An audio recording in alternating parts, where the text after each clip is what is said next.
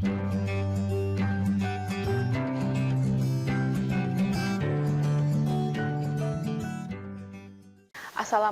warahmatullahi wabarakatuh. Bertemu lagi dengan saya, Reza Rezdiana, dalam pembelajaran IPA. Nah, hari ini kita akan belajar mengenai materi kelas 8, yaitu cahaya dan alat optik.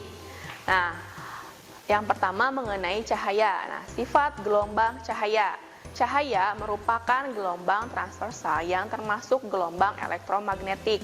Cahaya dapat merambat dalam ruang hampa udara yang kecepatannya 3 kali 10 pangkat 8 meter per sekon. Nah, cahaya memiliki sifat-sifat, diantaranya yang pertama dapat mengalami pemantulan atau refleksi, kemudian dapat mengalami pembiasan atau refraksi, dapat mengalami pelenturan atau difraksi, kemudian dapat dijumlahkan atau interferensi, dapat diuraikan atau dispersi, dapat diserap arah getarannya atau polarisasi, dan memiliki sifat sebagai gelombang dan partikel. Yang pertama mengenai pemantulan cahaya. Hukum pemantulan cahaya. Sinar datang, garis normal, dan sinar pantul terletak pada satu bidang datar, di mana sudut datang I sama dengan sudut pantul atau dilambangkan dengan R. Pemantulan pada cermin datar. Nah, sifat pemantulan bayangan pada cermin datar adalah jarak bayangan ke cermin sama dengan jarak benda ke cermin. Kemudian tinggi bayangan sama dengan tinggi benda. Dan sifat bayangannya adalah tegak dan maya di belakang cermin. Pemantulan benda pada cermin cekung. Nah, sifat-sifat istimewa pada cermin cekung yaitu sinar datang sejajar dengan sumbu utama dipantulkan melalui titik fokus. Sinar datang melalui titik fokus dipantulkan sejajar sumbu utama. Dan sinar datang melalui pusat kelengkungan cermin dipantulkan melalui titik itu juga. Nah, sifat bayangan yang dihasilkan, bila benda di ruang 1, maka bayangan di ruang 4, maya, tegak, dan diperbesar. Bila benda ada di ruang 2, maka bayangan berada di ruang 3 dengan sifat nyata dan diperbesar. Jika benda di ruang 3, maka bayangan ada di ruang 2 dengan sifat nyata, terbalik, dan diperkecil. Kemudian sifat pemantulan pada cermin cembung. Nah, ada sinar-sinar istimewa pada cermin cembung. Sinar datang sejajar sumbu utama akan dipantulkan seolah-olah berasal dari titik fokus. Kemudian sinar datang melalui titik fokus dipantulkan sejajar dengan sinar utama, dan sinar datang melalui pusat kelengkungan cermin dipantulkan melalui titik itu juga. Sifat bayangan yang terbentuk dari pemantulan cermin cembung adalah maya, tegak, dan diperkecil. Nah, perhitungan pembentukan bayangan.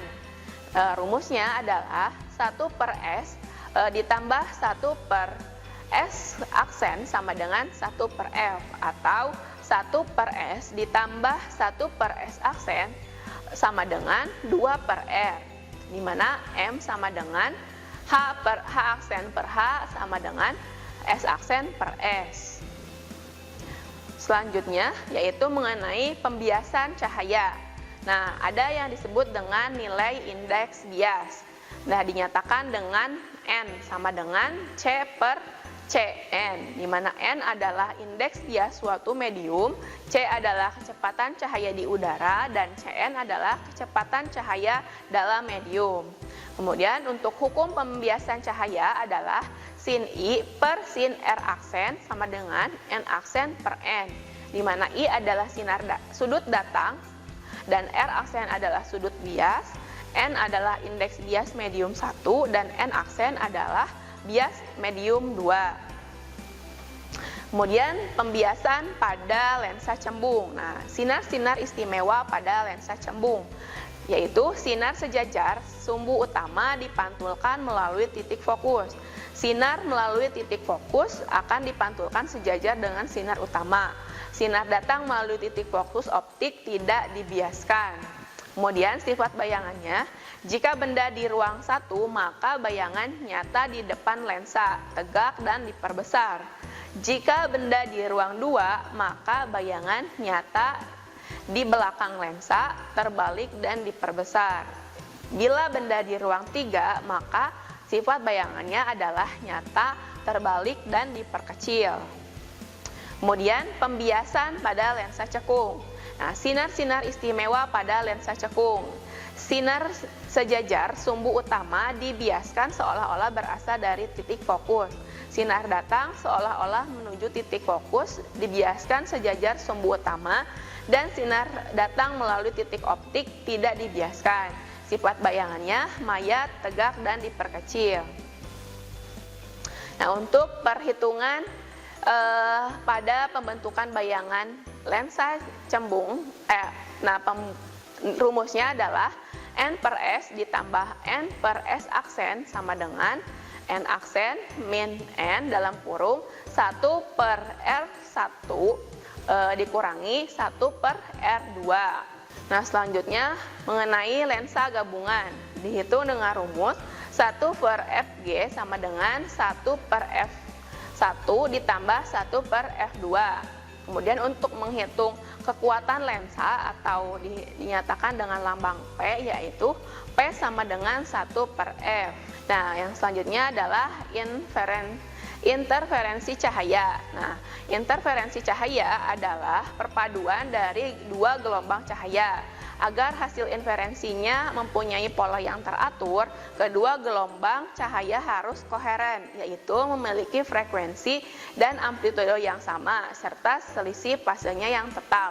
Nah, pola hasil interferensi ini dapat ditangkap pada layar, yaitu garis terang merupakan garis interferensi maksimum atau saling memperkuat atau bersifat konstruktif. Sedangkan garis gelap adalah merupakan hasil inferensi yang minimum, di mana hasilnya adalah saling melemahkan atau bersifat destruktif. Nah, syarat interferensi maksimum yaitu interferensi maksimum terjadi jika kedua gelombang memiliki fase yang sama, yaitu jika selisih lintasan sama dengan 0 atau bilangan bulat yang dikali panjang gelombang lambda. Nah, di mana D sin theta sama dengan M lambda dengan nilai M sama dengan 0, 1, 2, atau seterusnya. Bilangan M disebut orde terang. Untuk M sama dengan 0 disebut terang pusat. Nah, M sama dengan 1 disebut terang ke 1 dan sebagainya. Nah, karena jarak celah ke layar satu jauh lebih besar dari jarak kedua celah, di mana maka sudut theta sangat kecil sehingga sin theta sama dengan tan theta sama dengan P per L. Dengan demikian maka didapatkan rumus PD per L sama dengan M lambda, dengan P adalah jarak terang ke M ke pusat terang. Kemudian interferensi minimum. Nah, syarat interferensi minimum. Interferensi minimum terjadi jika beda fase kedua gelombang adalah 180 derajat, yaitu jika selisih lintasannya sama dengan bilangan ganjil kali setengah lambda. Nah, sehingga didapatkan persamaan D sin theta sama dengan dalam kurung M dikurangi setengah dikali lambda dengan nilai M sama dengan 1, 2, 3, dan seterusnya. Bilangan M disebut dengan orde gelap. Tidak ada gelap ke 0. Untuk M sama dengan 1 disebut gelap ke 1, dan seterusnya. Mengingat sin theta sama dengan tan theta sama dengan P per L, maka didapatkan persamaan PD per L sama dengan M dikurangi setengah dikali lambda, dengan P adalah jarak terang ke M ke pusat terang. Nah, jarak antara dua garis terang yang berurutan sama dengan jarak dua garis gelap yang berurutan.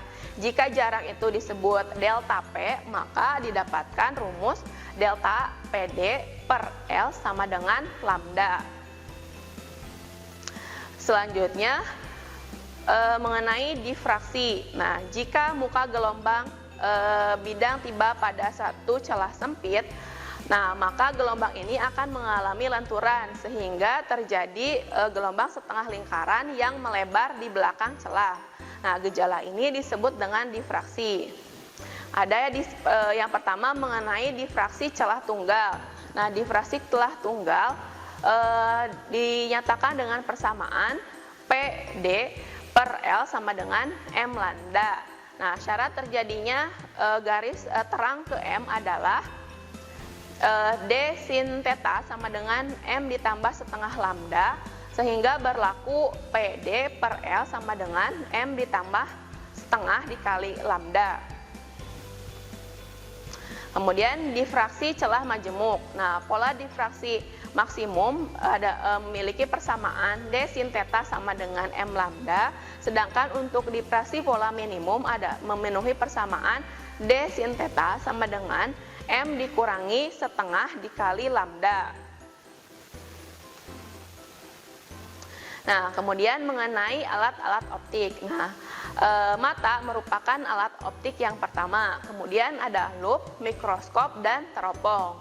Nah, yang pertama mengenai mata. Kenapa mata disebut alat optik? Karena mata memiliki lensa. Nah, karena lensa inilah yang berfungsi sebagai alat optik. Mata mempunyai penglihatan yang jelas pada daerah yang dibatasi oleh dua titik, yaitu yang disebut dengan titik dekat atau punctum proximum. Nah, dan titik jauh yang merupakan titik terjauh yang dapat dilihat jelas oleh mata. Nah, mata normal disebut dengan emetropi. Letak titik dekatnya terhadap mata yaitu 25 cm. Sedangkan titik terjauh terhadap mata adalah tak terhingga. Mata normal dapat melihat dengan jelas suatu benda yang letaknya jauh maupun dekat. Benda jauh dilihat dengan mata tak berakomodasi, sedangkan benda dekat dilihat dengan mata yang berakomodasi. Kemudian ada cacat mata atau kelainan pada mata. Yang pertama adalah rabun dekat atau hipermetropi, yaitu ketidakmampuan mata melihat benda-benda dekat dengan titik dekatnya yang kurang dari 25 cm. Nah, titik jauhnya tidak terhingga. Nah, untuk penderita rabun dekat dapat dibantu dengan lensa kacamata positif. Sedangkan untuk rabun jauh atau miopi, nah titik dekat matanya pada bendanya, rabun jauh ini merupakan ketidakmampuan benda melihat benda-benda yang jaraknya jauh. Nah, titik dekatnya sama dengan 25 cm dan titik jauhnya kurang dari tak terhingga. Jadi terbatas untuk melihat benda-benda yang jauh. Nah, untuk rabun jauh ini dibantu dengan kacamata negatif. Alat optik yang selanjutnya adalah lup.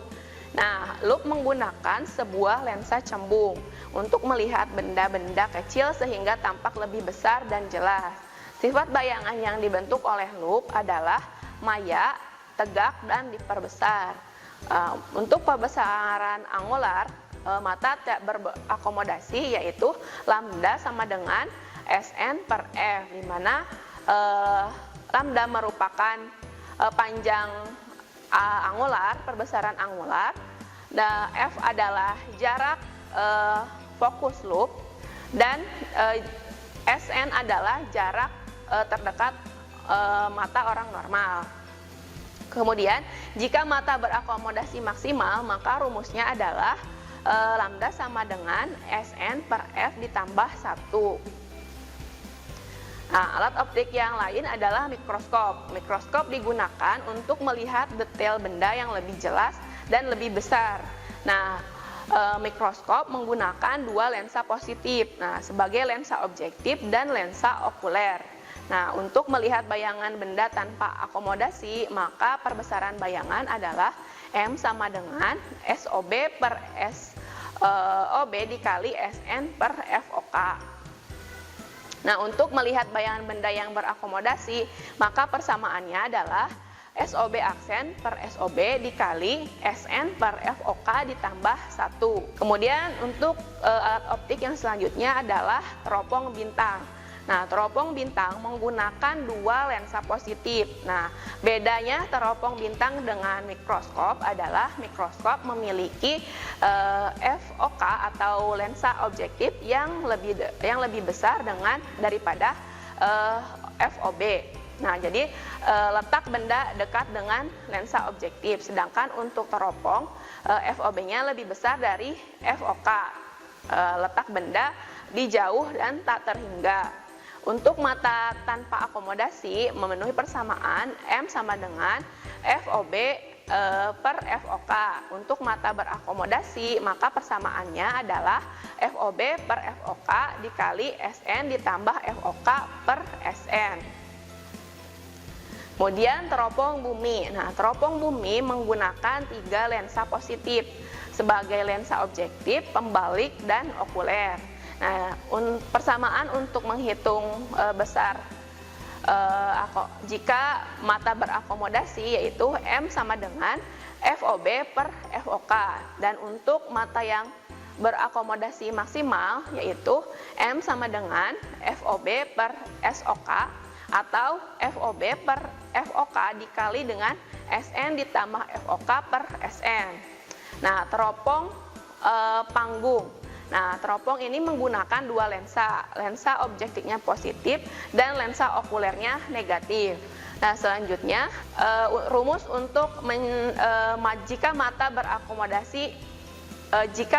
berakomodasi maksimal yaitu M sama dengan FOK per SOK, sedangkan jika mata tidak berakomodasi yaitu M sama dengan FOB per FOK.